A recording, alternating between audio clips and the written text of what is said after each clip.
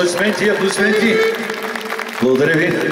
Скъпи гости, още веднъж честит празник за нас, истинско удоволствие. Действително да бъдем в Чепеларе, в Родопите, в най-красивия град, може би.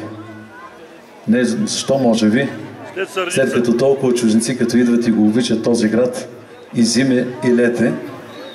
Много се радваме, че на този празник ние сме част от него, за което искаме да благодарим лично на кметицата, на всички онези организатори на празника и дай Боже този празник да остане в историята на Чепеларе.